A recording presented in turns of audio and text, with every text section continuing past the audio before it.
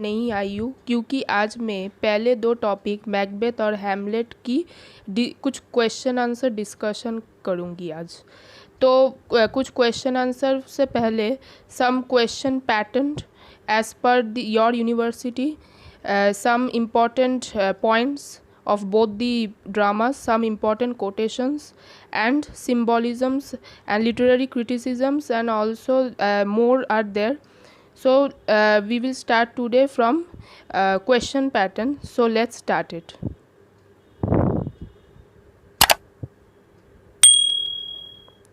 ये देखिए, मैकबेथ और हैमलेट का डिस्कशन आज करेंगे। तो फर्स्ट ऑफ ऑल हम लोग आते हैं क्वेश्चन पैटर्न की तरह। तो ये है क्वेश्चन पैटर्न।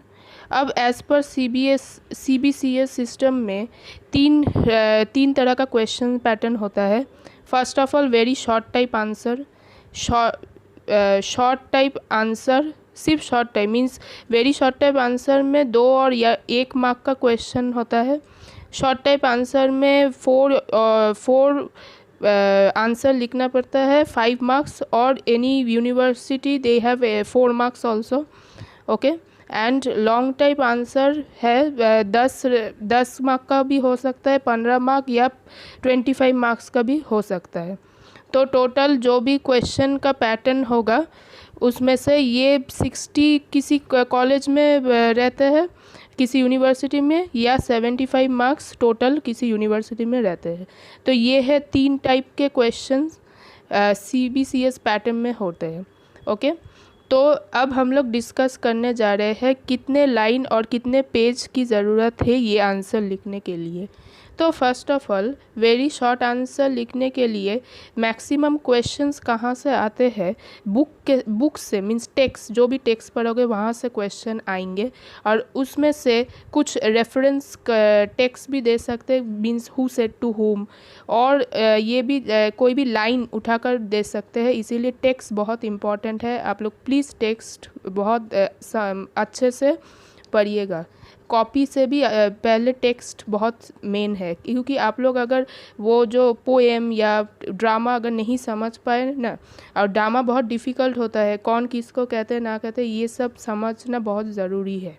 तो टेक्स्ट बहुत इम्पॉर्टेंट है शॉर्ट आंसर टाइप के लिए, वेरी शॉर्ट। और शॉर्ट आंसर टाइप के लिए कुछ भी क्वेश्चन आ सकते हैं, मतलब आपको 50 to 100 लाइन लिखना पड़ेगा, मीन्स 1.5 पेज तो लगेगा ही लगेगा। अगर 2 पेज हुआ तो ठीक है, लेकिन आप लोग ये मत समझिएगा कि 1.5 ही पेज मुझे कवर करना है, ये ज़रूरत नहीं है।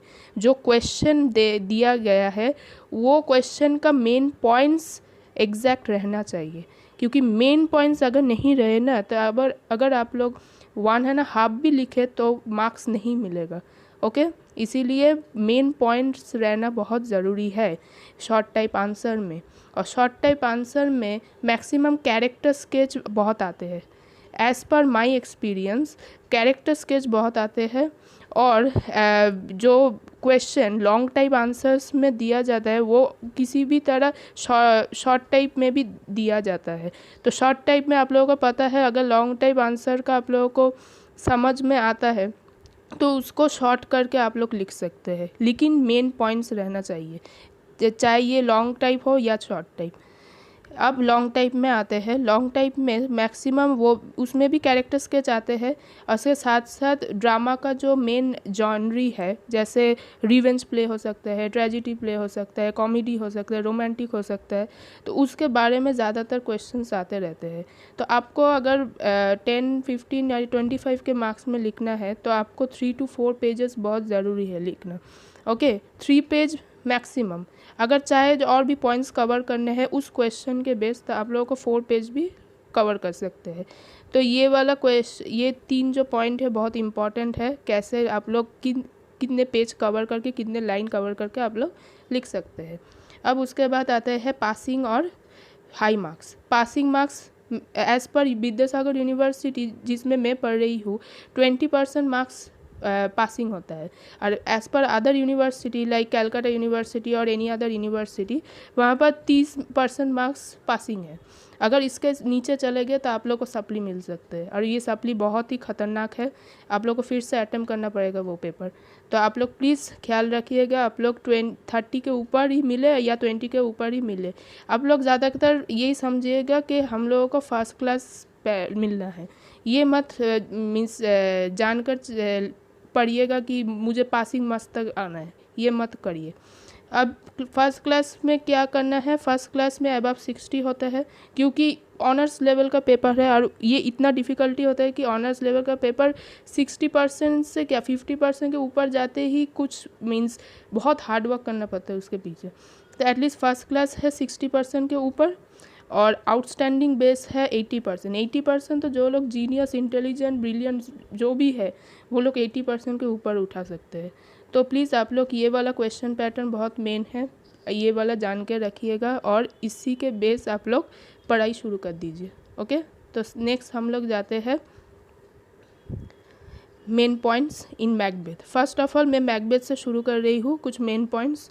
तो मैकबेथ जैसे हम लोग पढ़ चुके हैं पहले वीडियो में, आप लोग मेरे फर्स्ट वीडियो में जाकर देखिएगा, मैकबेथ का जो मेरा पूरा समरी एक्ट वाइज में पढ़ा चुकी हूँ।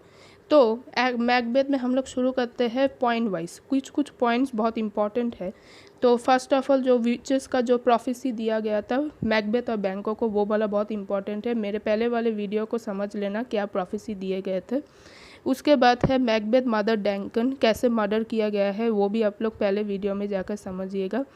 उसके बाद है बैंक्वेट सीन जहाँ पर मैकबेथ को घोस्ट मिले थे, बैंको का घोस्ट दिखा गया था।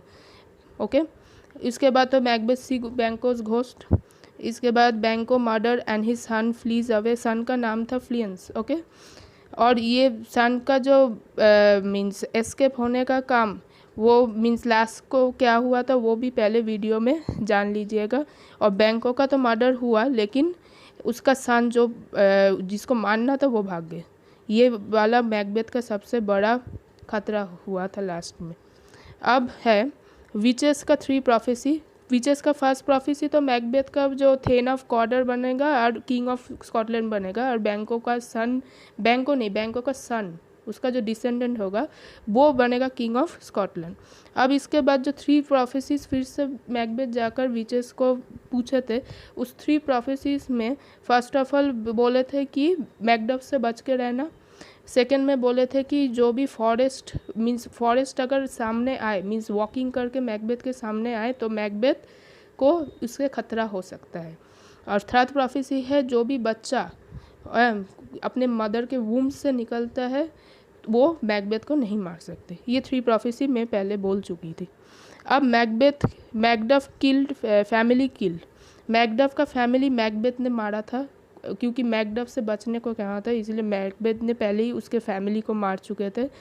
अब है Malcolm and Macduff plan to kill Macbeth, क्योंकि मैकडफ के फैमिली चले जाने के बाद वो लोग प्लान किए थे कि मैकडफ को मारना बहुत ज़रूरी है। अब उसके बाद है लेडी मैकबेथ सुइसाइड केस, क्योंकि लेडी मैकबेथ लास्ट में बहुत मैड हो चुकी थी, इंसेन हो चुकी थी, और इंसेन होने के कारण उसकी पागलपन के कारण वो लास्ट में सुइसाइड कर चुकी थी। ये वाला बेस भी मैं पहले बोल चुकी हूँ। और लास्ट का है मैकडफ किल मैकबेथ। मैकडफ किल मैकबेथ क्यों? क्योंकि मैकडफ ही रिवेंज लेना चाहते थे मैकबेथ से। मैकबेथ के यही एक कारण है जो मैं इसके बाद बोलूँगी, आप लोग ये तक समझ लीजिएगा। ये जो है ये बहुत इम्पॉर्टेंट पॉइंट्स है। ये इम्पॉर्टेंट पॉइंट्स आप लोग एग्ज़ाम में ये जो इम्पॉर्टेंट पॉइंट्स याद रखिएगा, इसमें से क्वेश्चन आते हैं बहुत सारे, ठीक है। तो अब नेक्स्ट में जाते हैं। अब आते हैं मैकबेथ के कोटेशंस में। ये कोटेशंस जो मैं पहले बोल रही थी कि शॉर्ट क्वेश्चंस में आते हैं बहुत ज़्यादा। तो फर्स्ट कोटेशन है जो कि मैं पहले भी बोल चुकी थी, ये वाला कोटेशन था, ये वाला fair is foul and foul is fair, जो मैं पहले बोल चुकी थी। वो जो फेयर इज़ फाउल और फाउल इज़ फेयर का जो कोटेशन वो बहुत मेन है, वो मैं पहले बोल चुकी हूँ, इसीलिए यहाँ पर मैं लिखी नहीं हूँ। इसके बाद मैं आऊँगी अगली वाला कोटेशन में, जिसमें 3 विचेस एक वर्ड बोले थे, what bloody man is that. Okay, बैंको, ये जो कोटेशन इसको मैं अगले वीडियो में समझाऊंगी, इस वीडियो में नहीं है, अगले वीडियो में अच्छे से समझा दूंगी, तो प्लीज़ ये वाला कॉपरेट करना, थोड़ा वेट करना। अब इसके बाद है बैंको। आप लोग ये देखो, मैं सीन और एक्ट लिख ही चुकी हूँ, आप लोग उस सीन और एक्ट में जाकर देखिएगा ये वाला कोटेशन कहाँ है, और वहाँ पर जाकर ना अंडरलाइन कर लीजिएगा, ये वाला कोटेशंस बहुत मेन है। What can the devil speak true, ये बैंको ने कहा है। ओके, नेक्स्ट है there dagger in men smile, ये किंग डंकन ने कहा है। By the pricking of my thumb something wicked this way comes, ये जो विचेस थे वो एक्ट 4 में कहा है। डॉक्टर ने कहा है those clamorous harbinger of blood and death. And last में लेडी मैकबेथ ने कहा है what's done can not be undone. ये वाला बहुत इंपॉर्टेंट है, ये वाला मेन पढ़ के रखना, बाकी तो पढ़ना ही है, ये वाला मेन है, तो ये वाला पढ़ के रखना। इसका वीडियो मैं अगले कुछ दिन बाद दूंगी, तो प्लीज़ ये वाला आप लोग मत समझिएगा कि मैं समझा ही नहीं हूँ, मैं अच्छे से समझा कर एक और अलग सा वीडियो दूंगी, तो आप लोग प्लीज़ कोऑपरेट करिएगा। चलो हम लोग अगले पेज में जाते हैं।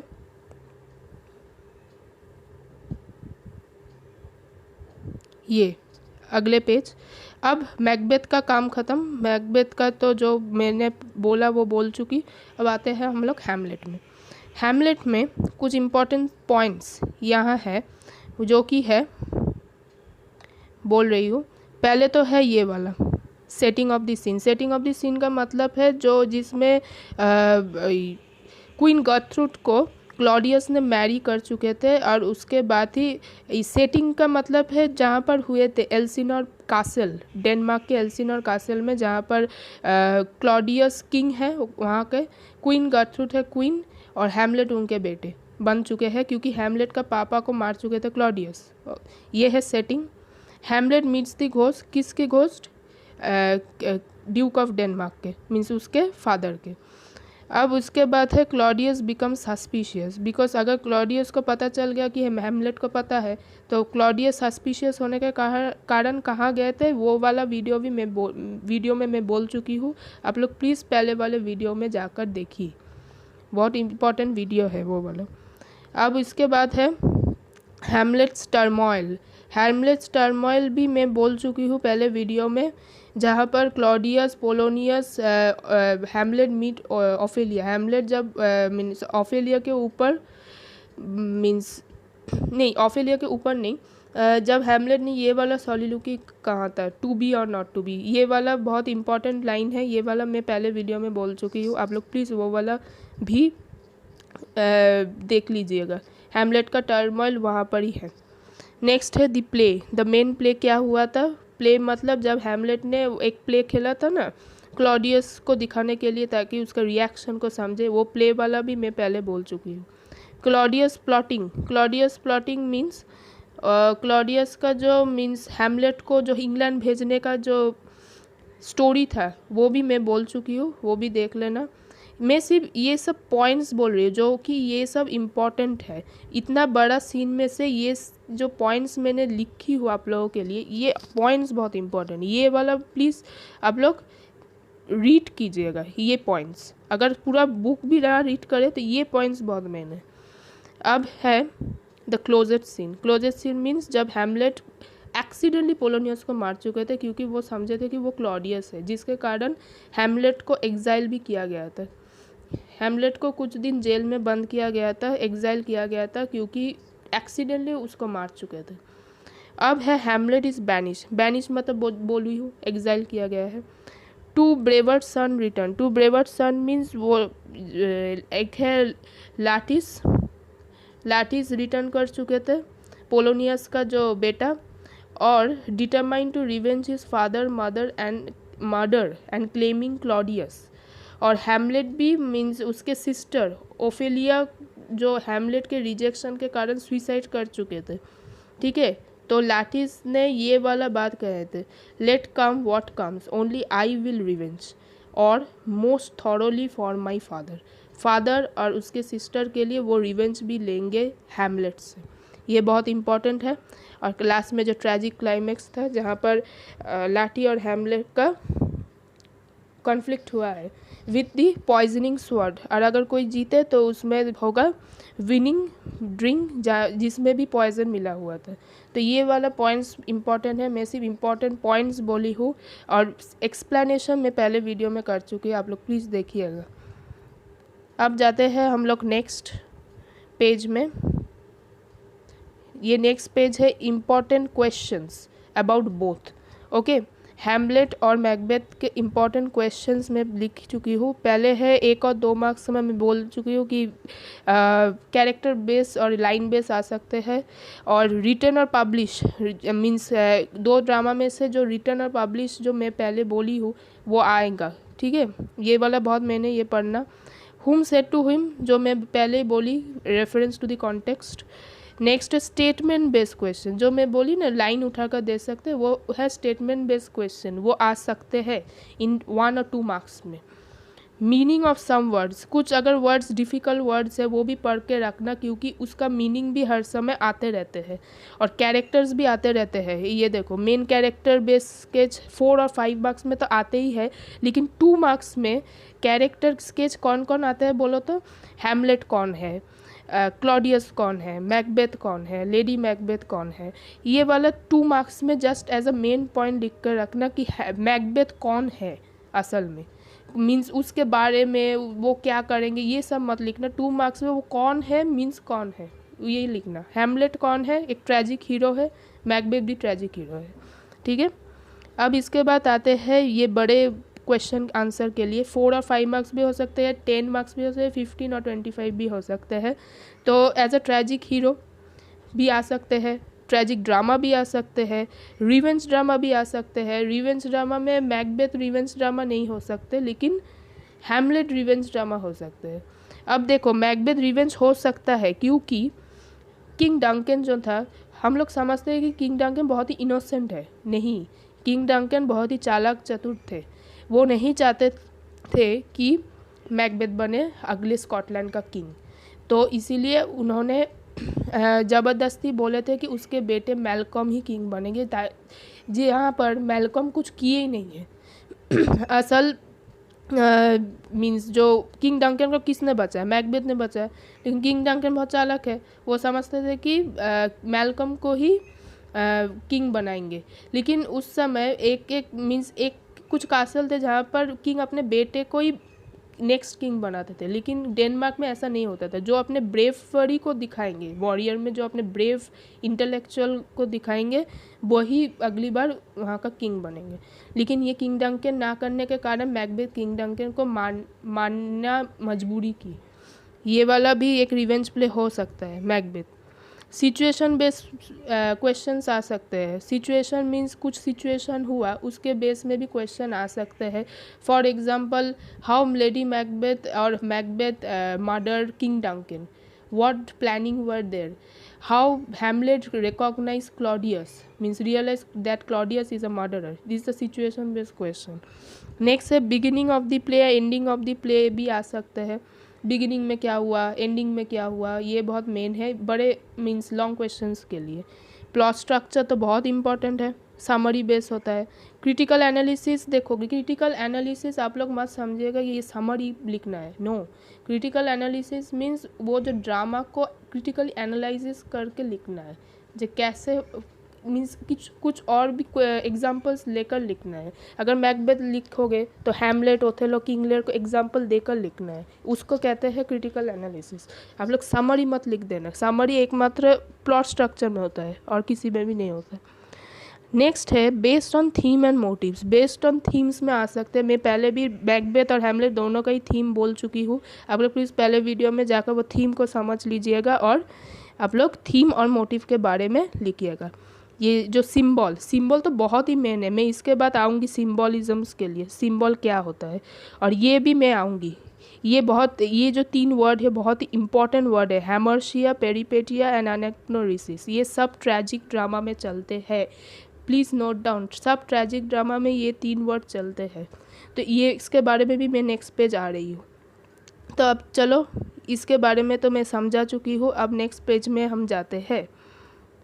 अब देखो, हम लोग पहले आते हैं हेमर्शिया, पेरिपेटिया और एनेक्नोरिसिस में।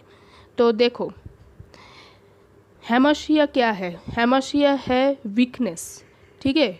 किसी भी ट्रेजिक हीरो का वीकनेस देखना ही हेमर्शिया होता है।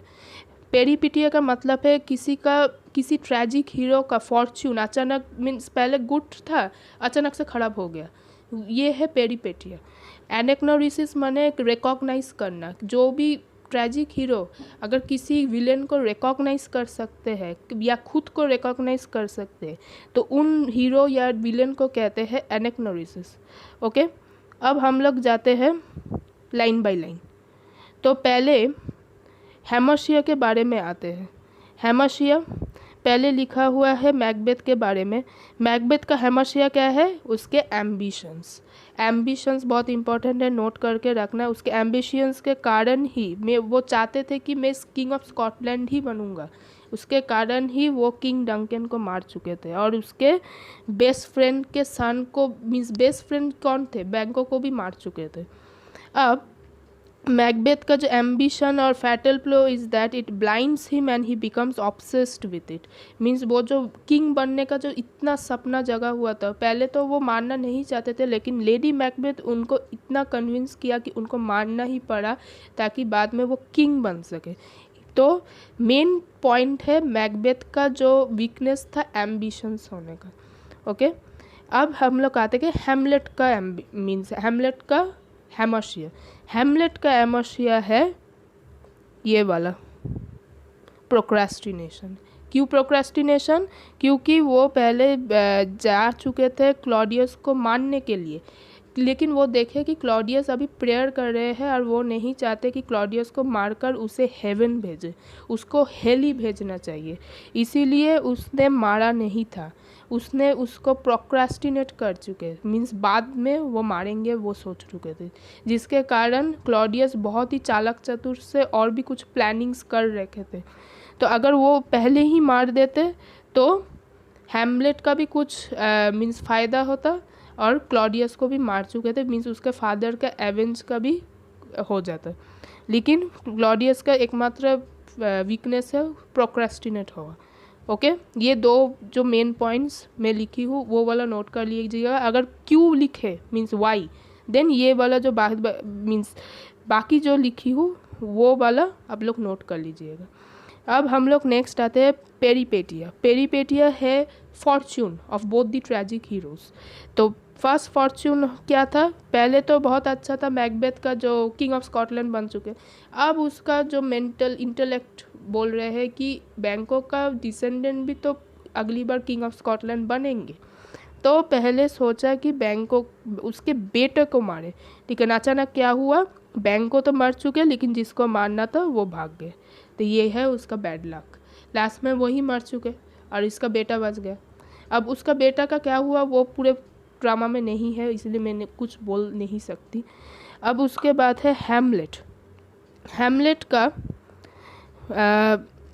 फॉर्च्यून क्या था? हैमलेट का फॉर्च्यून यहाँ लिखा हुआ है, when he learn from his father's god that Claudius murdered him and took his place on the throne and now I know my hour has कम।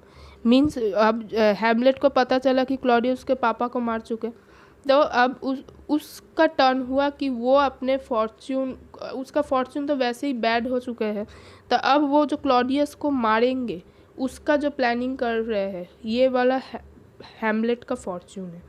जो इसके बाद क्या होगा, हैमलेट का पेरिपेटिया। अब इसके बाद हम लोग आते हैं एनेक्नोरिसिस। एनेक्नोरिसिस मीन्स रिकॉग्नाइजेशन। अब इस रिकॉग्नाइजेशन में मैकबेथ का क्या हुआ, ladies Macbeth anagnorisis occur when the innocent Macduff children are killed. Means Macduff के फैमिली को मारते समय मैकडफ के चिल्ड्रन का भी मर्डर हुआ था और उसके बाद लेडी मैकबेथ को ये वाला रिकॉग्नाइज हो चुके थे। ये इसमें मैकबेथ का नहीं, ये लेडी मैकबेथ का एनेक्नोरिसिस था। ओके, और लास्ट में मैकबेथ को पता चला कि उसका गिल्ट और उसका जो एम्बिशंस के ऊपर ग्रीडी होना, ये वाला लास्ट को उसको रिकॉग्नाइज हुआ था, इसीलिए लास्ट में वो भी अपने आप को सुइसाइड कर लिए थे। लेडी मैकबेथ के बाद सुइसाइड नहीं, मीन्स मैकडफ उसको मार चुके थे वही। लेडी मैकबेथ तो लास्ट में सुसाइड किए थे। और हैमलेट का बात बोलूँ तो हैमलेट का तो आप सब लोगों को पता ही है कि हैमलेट का पापा का घोस्ट जब बोले थे तब वो रिकॉग्नाइज कर चुके हैं कि क्लॉडियस उसके अंकल ही है उसके पापा को मारा है। तो ये वाला एग्जाम्पल बहुत इम्पॉर्टेंट है। ओके, तो ये जो 3 वर्ड्स है हेमोशिया, पेरिपेटिया, एनेक्नोरिसिस, ये बहुत इंपॉर्टेंट वर्ड्स है। आप लोग प्लीज़ ये वर्ड्स नोट करके रखिए क्योंकि ये सब ना एग्जाम्स में आते रहते हैं। तो चलो हम लोग नेक्स्ट पार्ट में जाते हैं। नेक्स्ट है, ये सबसे इम्पॉर्टेंट पार्ट है सिम्बॉलिज्म्स। सिम्बॉलिज्म्स में मैकबेथ में स्लीप और ब्लड ये मेन सिंबल है। और भी सिंबल था लेकिन वो इतना भी मेन है जितना मेन ये वाला है। तो हम लोग पहले पढ़ते हैं ये इसका symbol.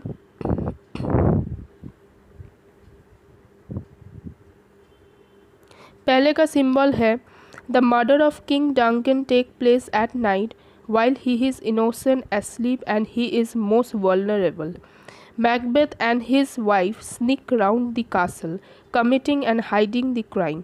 After returning to bed with his wife, Macbeth already experienced the consequences of his action on his conscience as he lay awake in bed.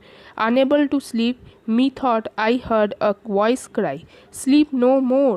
Macbeth does murder sleep, the innocent sleep." अब ये जो पूरा line में पढ़ी इसका मतलब यहाँ पर लिखा हुआ है this play on word show as Macbeth kill Duncan he kill the innocent sleep as well since he will no longer be able to rest his mind. Means Duncan को मारने के बाद अपने आप को जो स्लीपनेस मीन्स अपने आप का जो पीसफुल स्लीप वो भी मार चुके हैं।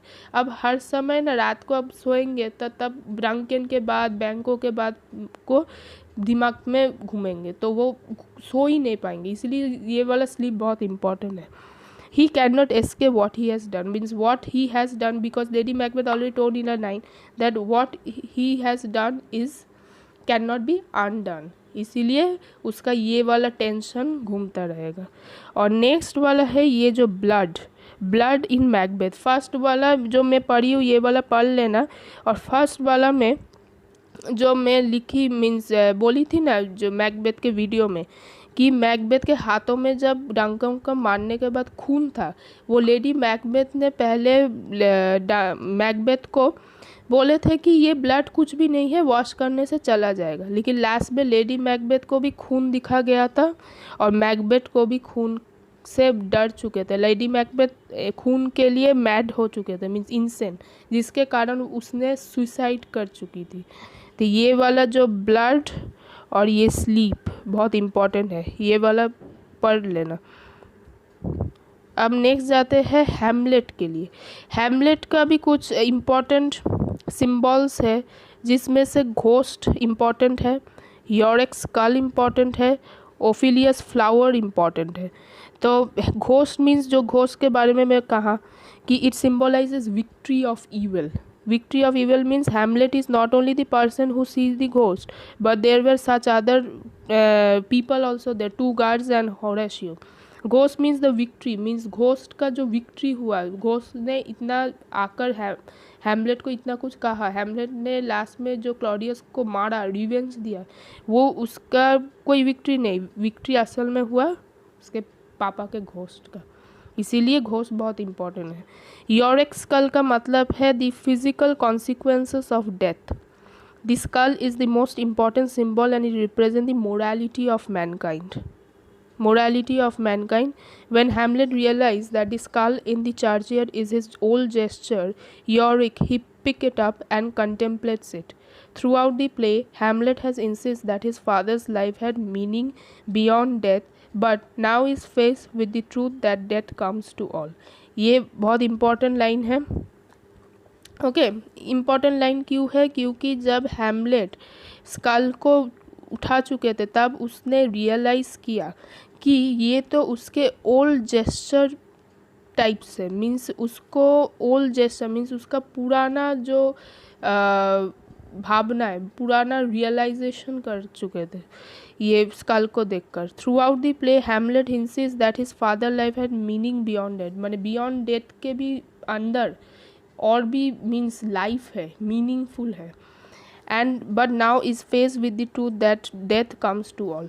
And face with the truth means उसके पापा जो ट्रू इवेंट बताए थे जिसके कारण लास्ट में सबका डेथ को फेस करना पड़ा, तो ये यॉरिक स्कल का एक इम्पॉर्टेंट सिम्बॉलिज्म है। और लास्ट में है Ophelia's flower. Ophelia's flower means descent into madness, जिसके कारण ओफिलिया अपने पापा पोलोनियस के डेथ और हैमलेट की लव रिजेक्शन के कारण उसने सुइसाइड कर चुकी थी। तो वो डिसेंट मीन्स फ्लावर का मतलब है वो अपनी मैडनेस की तरफ पहुंच चुकी थी। ओके ये सिम्बॉल्स बहुत इंपॉर्टेंट है, प्लीज़ आप लोग जो भी लिखी हो वो रोट डाउन कर लेना ताकि आपको मेमोराइज हो सके और एग्ज़ाम्स में अच्छे तरह लिख सके, क्योंकि 2 to 1 मार्क में ना ये सिम्बॉल्स भी आते रहते हैं, इसलिए 2 to 1 मार्क्स के लिए भी मैं ये ऐसे कुछ पॉइंट्स बनाकर रखी हूँ। अब हम लोग नेक्स्ट जाते हैं, ये बहुत इंपॉर्टेंट चीज़ है, लिटरेरी क्रिटिसिज्म्स। लिटरेरी क्रिटिसिज्म का मतलब है लिटरेचर, जैसे अब मैं एग्जांपल देती हूँ, सिनेमा में जो भी कुछ सिनेमा बनाए जाते हैं उसमें कुछ ना कुछ क्रिटिसिज्म करते रहते हैं लोगों ने, पब्लिक। क्रिटिसिज्म का मतलब है कुछ चीज़ों का बुराइयाँ करना। अब बुराइयाँ करना मतलब क्या, अगर तुम कुछ सिनेमा बनाए और उसका हमेशा कुछ ना कुछ बुराइयाँ करते रहते हो तो उससे ना मीन्स लोगों का कोई काम नहीं है उसको बुराइयाँ ना करने के लिए। सेम चीज़ है लिटरेरी मीन्स लिटरेचर में बुराइयाँ करना। अब लिटरेचर में हर समय बुराइयाँ नहीं कहा जाता, लिटरेचर में लिटरेरी क्रिटिसिज्म का असली मतलब यहाँ पर लिखा हुआ है, देखो ये देखो, it is a comparison, analysis, interpretation and evaluation of works in literature. इस लिटरेचर में क्रिटिसिज्म्स, लिटरेरी क्रिटिसिज्म का असली मतलब है जो ऑथर, पोएट, ड्रामेटिस्ट, नॉवेलिस्ट जो इन लिटरेचर को कंपेयर करते हैं, एनालाइज करते हैं, इंटरप्रिटेट करते हैं, इवैल्यूएट करते हैं अपने वर्क्स को, ताकि लिटरेचर और भी डेवलप कर सके। पहले था प्लेटो जो फर्स्ट क्रिटिक आर्टिस्ट थे, उसने पहले जो लिटरेचर बनाया, उसके बाद एरिस्टोटल ने उसको और भी डेवलप की प्लेटो का जो लिटरेचर। फिर वो लोग बुराई नहीं कर रहे हैं, वो लोग बुराई के साथ साथ उसको फिर से डेवलप भी कर रहे हैं ताकि वो लिटरेचर धीरे धीरे और भी डेवलप हो सके बात के पीपल मीन्स आर्टिस्ट के लिए। पहले प्लेटो ने की, फिर एरिस्टोटल ने की, फिर हॉरेस जो एक और आर्टिस्ट थे वो किया, फिर उसके बाद लॉन्गिनस एक और पोएट है वो भी किया। ये सब डेवलप कर रहे हैं, उसको लिटरेरी क्रिटिसिज्म्स कहते हैं। ओके सिर्फ बुराइयाँ नहीं, ये सब जब कंपेयर करते हैं, एनालाइज करते हैं चीज़ों को, लिटरेचर को इंटरप्रिटेट करते हैं, इवैल्यूएट करते हैं, तब उसको लिटरेचर के वर्क्स में अगर ये 4 चीज़ें यूज़ किया गया तो लिटरेचर बहुत डेवलप हो सकते हैं। तो इसके बारे में मैकबेथ और हैमलेट में भी बहुत क्रिटिसिज्म्स है लिटरेचर में, तो वो वाला हम लोग पढ़ते हैं। मैकबेथ में ब्रैडली कहा था मैकबेथ में कि Macbeth tragic flaw was ambition, उसने कहा था ये वाला क्रिटिसाइज़ किया था। As his lust for power control by lady Macbeth, ये वाला भी क्रिटिसाइज़ किए। is what leads him to kill King Duncan and set into motion all of the other tragic events of the play. Other tragic events ये वाला किसने criticise की, Bradley ने Macbeth के ऊपर, शेक्सपियर मैकबेथ के ऊपर क्रिटिसाइज़ किया गया है, लेकिन उसने भी डेवलप भी किया है, सिर्फ क्रिटिसाइज़ करके रखे नहीं है, उसको फिर से और भी मीन्स एनालाइज करके डेवलप किया गया है।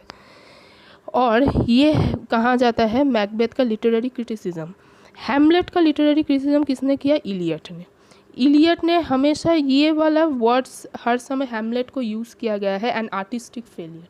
हैमलेट था एक जन artistic failure and criticize the play as analogue to Mona Lisa in that both are overly enigmatic. Mona Lisa के साथ हैमलेट को कंपेयर किया गया है क्योंकि मोनालिसा लियोनार्डो दी विंसी का बना हुआ मोनालिसा जो एक आर्टिस्टिक फेलियर मीन्स है, और शेक्सपियर का तैयार किया हैमलेट और भी है, ये दो जो आर्टिस्टिक फेलियर को कंपेयर किया गया है किसने, इलियट ने। He target Hamlet disgust with his mother as lacking an objective correlative. अब हम लोग आते हैं ऑब्जेक्टिव कोरिलेटिव क्या है। मैं एक एग्जांपल देती हूँ। जब कोई सिनेमा होता है, सिनेमा में ना तुम लोग हमेशा ना ये वाला एनालिसिस करना कि पीछे के बैकग्राउंड में देखना कि एक काला सा पर्दा रहता है, एक काला कुछ जगह में वो लोग मीन्स सिनेमा करे। मैं एक और एग्जाम्पल है, बागबान का सिनेमा अगर तुम लोग सब देखे हो तो देखना कि बागबान में अमिताभ बच्चन ने अपने बीवी को फ़ोन किया था एक अंधकार जगह में, एक बारिश गिर रहा है कहीं पर, तब उसको ना हम लोग क्या करते हैं, इमोशन सैड मेलेंकली को हम लोग प्रेजेंट करते हैं। वहाँ पर ना हमेशा देखना कहाँ जहाँ पर डार्क है, जहाँ पर रेनी है, वहाँ पर हमेशा ना अपने आप प्रेजेंट करते हैं कि कोई कॉमेडी या कोई हंसी वाला नहीं, हमेशा सैड या मेलेंकली को प्रेजेंट करते हैं। उसको कहते हैं ऑब्जेक्टिव कोरिलेटिव। ऑब्जेक्टिव कोरिलेटिव का मतलब है किसी भी ऑब्जेक्ट के सामने जो भी तुम इमोशन, जो भी तुम एक्सप्रेशन दिखाओगे उसको ऑब्जेक्टिव कोरिलेटिव कहते हैं। अगर समझा है तो प्लीज़ मुझे बोलना, अगर नहीं समझा तो मुझे प्लीज़ बोलना, मैं अगले वीडियो में और भी अच्छे से समझा दूँगी, ठीक है। इसे पहले एग्जांपल में देती हूँ। फर्स्ट एग्जांपल में एक है tonight I can write, Pablo Neruda का लिखा हुआ tonight I can write. उसमें देखना पैब्लो नेरूडा नाइट स्काई के अंडर मीन्स नाइट स्काई के नीचे बैठकर अपने बिलाविड के बारे में कुछ बोल रहे हैं, अपने लव साइट को बोल रहे हैं, क्योंकि उसके बिलाविड उसको छोड़ चुके हैं। तो उसके बारे में बिलाविड उसको छोड़ के अनदर मैन के पास चले गए, तो उसके बारे में वह कहाँ बोल रहे हैं, सेटिंग कहाँ है, अंडर द नाइट स्काई। उसको हम ऑब्जेक्टिव कोरिलेटिव कहा जाता है, ओके। ये है एक और एक एग्जाम्पल में इसी से लेकर दी हूँ। अब he also criticize women such as means as a means Eliot also criticize, not Eliot, Hamlet criticize women who are the women, Ophelia is the women, her means Hamlet's mother, Queen Gertrude, is another woman. He criticizes, denounce Ophelia, women and humankind, saying that he wished to end up all the marriage. Ophelia को क्यों criticise किया, क्योंकि पहले तो प्यार किया फिर उसको रिजेक्ट किया, जिसके कारण ओफिलिया सुसाइड कर चुकी। तो इसमें क्या हो रहा है, एक विमेनाइजर का कारण आ रहा है, फेमिनिस्ट तो नहीं है, उसको मीन्स एक वीमेन को क्रिटिसाइज़ किया गया है कि पहले प्यार करो फिर जब मैरिज के टाइम है तो उसको छोड़ दो। ये भी क्रिटिसाइज़ किसने किया है, इलियट ने नहीं, हैमलेट ने किया है। तो ये जो लिटरेरी क्रिटिसिज्म बहुत इंपॉर्टेंट है, ये आप लोगों को एग्ज़ाम में नहीं कुछ बेसिक नॉलेज देगा। बेसिक नॉलेज के लिए मैं ये वाला भी पार्ट आप लोगों को समझा चुकी हूँ। अब तो आज के लिए बस इतना ही पढ़ाई हूँ। तो अब आप लोगों को पूरा अच्छे से मैं समझा चुकी हूँ ये पूरा हैमलेट और मैकबेथ का जो question pattern, important point, quotation, literary criticism, symbolisms and all मैं अच्छे से समझा चुकी हूँ। अगर कुछ भी छूट जाए मेरे से तो आप लोग प्लीज़ कमेंट सेक्शन में बताइएगा, मैं और भी कुछ समझा दूँगी। तो आज के लिए मैं बस इतना ही कर चुकी हूँ। अब अगले दिन मैं एक और ट्रेजेडी लेकर आऊँगी और वो है ओथेलो। वो ओथेलो पार्ट मैं अगली बार समझाऊंगी और वो थर्सडे को आएगा। तो thank you very much and also subscribe my channel.